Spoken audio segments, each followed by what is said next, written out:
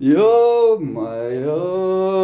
Көтек кісіген мен сені. Не қылмақшы, не? Айтшы, не? Бірақ опорныйда, я, қала бойынша қанша опорный бар ғой. Орысша сұрайым, орыс бар болса ішінде. В туалете есть кто-нибудь или свободно? 2021 ма?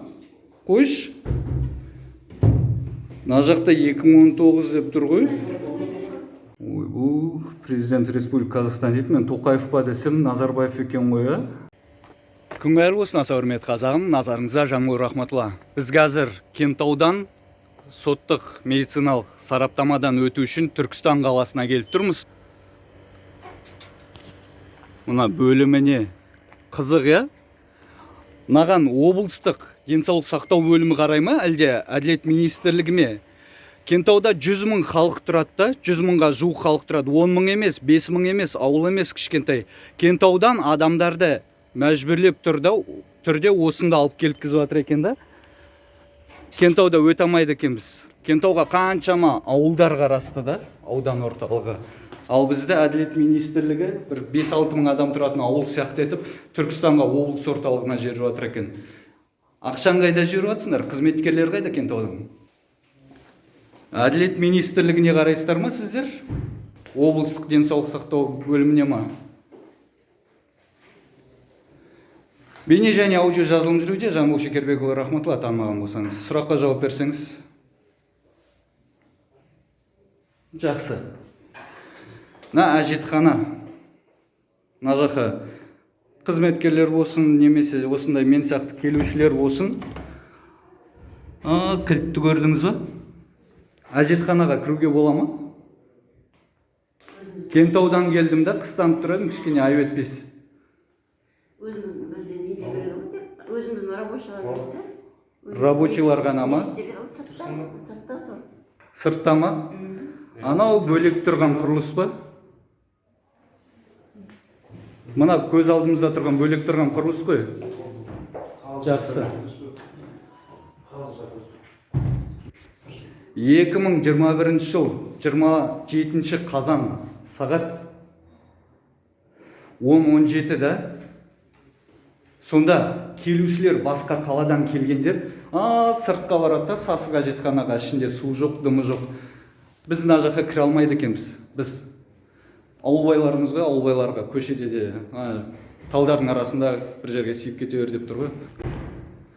Қазақ тілі, менің қазағымның тілі. Мен Мәскеуде жүрмін ба? Қайда жүрмін? Ақпараттар, бұйрықтар дейді. Көрейікші қандай ақпарат бұйрықтары бар. Ой, бұл президент Республика Қазақстан дейді. Мен Тоқаев па десем, Назарбаев екен ғой, а?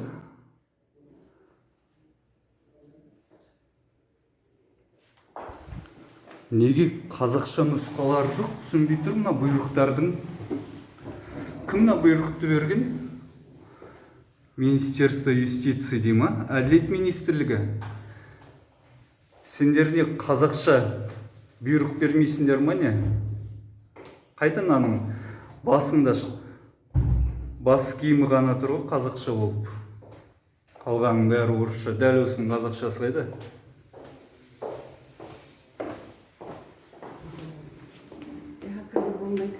Кіруге болмай ма? Жарайды, мына жерде ескерту бар екен. Кімнің ескерту екен жазылмапты да, бірақ жарайды. Мына жерде біреудің мұрны қанап, немесе бірдеңесі болып жатса, келесіздер де былай. Мына ашық қой, құлпы жоқ, бірдеңен болсын сындырдың деп жүрмеңіздер, е? Зеленка дейді. Зеленка. Сақтау мерзімі дегенді білесіз ба? Годен до дейін жарамды. Қазір қай жыл жігіттер? 2021 ма? Қойш. Мына жақта 2019 деп тұр ғой. Масқара. Сутегі дейді. Мынаның жарамдылығы қайда? Ішінде бар екен, бірақ жұлып тастапты жаңағыдай сақтау мерзімін. Мынаусын жұлмапты. 2021 жыл 18.03 дейді. Наурыз айының 18-не дейін жарамды екен да биыл. Қазір бірақ 03 емес 10 ай болып жатыр ғой. Әділет министрлігі. Менің шотымнан кетіп атқан салықтарым қайда жіберіп атсыңдар? Дейін жарамды 2020 жылдың 10 сәуіріне дейін дейді.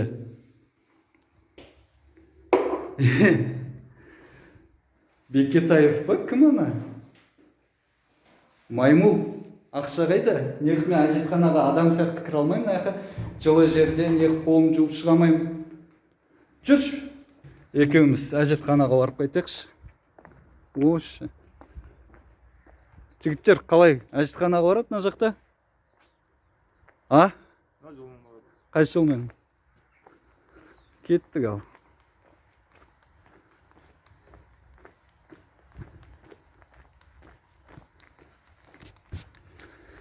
Жалғызбын да, бетперден шешеміз, ә? Мені қазір көлік жүретін жолға жіберді.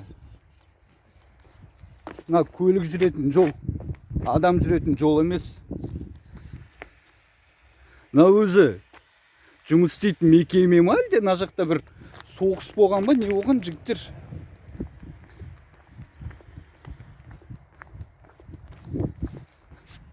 Мені Кентаудан мұнда алып келді. Кентауда өтейін десем, Кентауда штатты қысқарып тастаған, сондықтан адамдар жоқ болғандықтан осында ауыстырып жерген дейді. Жарайды дедік, ал, жарайды.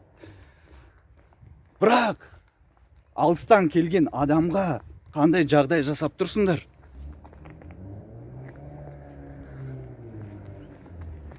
Ой, құрмет. Бір мақтайтын жерім болды ау. Так, әжетханада біреу бар ма? Жоқ па? Орысша сұрайым, орыс бар болса ішінде. В туалете есть кто-нибудь или свободно? Сұрадым, я? Қолмен... Ох, ёп, твою мать, ёп. Қазір бетперден киіп алайыншы. Ёп, так... Ё-моё!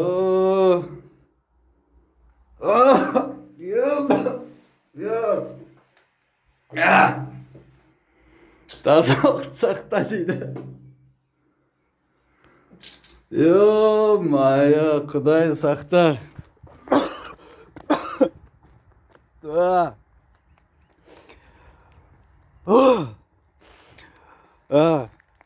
Қыстанғаным кетіп қалды. Құдай сақта, астағфирла. Сендер малсыңдар ғой? Малсыңдар. Малдан бетерсіңдер ғой, өйткені. Кез келген дені дұрыс адам біледі. Кез келген жерге барсаң, асхана болсын, тойхана болсын, немесе қандай мекемеге барсаң да, бірінші әжетханасына кіру керек. Әжетханасы таза болса, білеміз, ережені жаттап білмесеңіздер. Әжетхана таза болса, демек ол жерде таза дұрыс адамдар істейді. Басшылығы дұрыс, бәрі дұрыс деген. Егер әжетхананы көрдік қой, дәл сондай басшылығы да дәл сондай. Ешқандай құрмет жоқ. Құрмет деген сөз не екенін түсінбейтін сияқты, білмейтін сияқты таныс емес. Біз не болды? Латыншаға ауысып кеттік па не?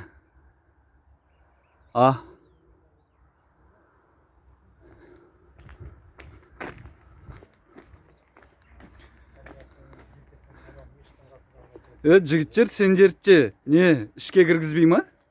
Жоқ, өзім сыртқа шығып отыр. Жақа ма? Ішіне? Иә. Бармай-ақ қойыңдар, ё-моё. Астағфирла. Кіріп шығайын ба мен? Қашан болып еді Кентауда? Қашан көшір жүрді? 1-2 жыл болды уже. 2 жыл болды ма? Күніне немесе аптасына қанша адам тасисыздар Кентаудан осы жаққа? Арызға байланысты арызданушы. Жо, енді шамамен былай орташа есеппен аптасына қанша адам? Аптасына бір рет адам алып келеміз. Кемінде ма? Бір участковый. Бізде қанша учаскелік инспектор бар? Опорныйда 5 участок полиция. Бірақ опорныйда, я қала бойынша қанша опорный бар ғой? 25 аптасына 25 адам кемінде мас еместер былай зәбір көргендер жаңағыдай. Ал мастарды да осында алып келесіздер ғой, дұрыс па? Осы Түркістанға? Иә. Басқа жерге, бірақ Түркістанға. Түркістанға, иә? Мен басыма сыймай жатыр. Қалай? Түсіне алмай жатырмын. Қалай соншама адам осында келіп жатып, ар жаққа 2-3 адамды жалдауға болмай ма? Мемлекетіміздің қауқары жетпей ма 2-3 адамды жалдауға сонда? Болған дейді, бірақ Түркістанға ауыстырып жүрген дейді. Ол не мазақтарың ба? Біз неге өзіміздің туып өскен қаламызда өте алмаймыз? Біз неге әжетханаға бару үшін 2021 жыл ана жаққа барамыз. Қол жуатын жер жоқ, көрдіңіздер ғой. Қазір мен өтіп шығайын. Кешегі негізі іс Ділдабаевтың істегені, ол біреуге сеніп істегені да. Қазір налар жауаптарында ешқандай дене жарақаты жоқ, бәрі дұрыс деп шығаратын болса таңғалмайтын боламыз. Өйткені бұл арнайы ойластырылып жасалған іс. Өйткені ол тапа-тал түсте көшенің бойында адамның көзінше жасап тұр. Қараңғыда бірезім кетіп артқанда не жасайтыны бір Құдайға мәлім, және осы мақұлықтардың бастарына келеді, ол дені дұрыс адам басына келмейді ондай нәрсе. Біреуге сеніп тұрғансыз, қазір көрейік қандай сараптама, қандай шешім шығаратын. Байланыста боламыз. Жанбол Рахматулла.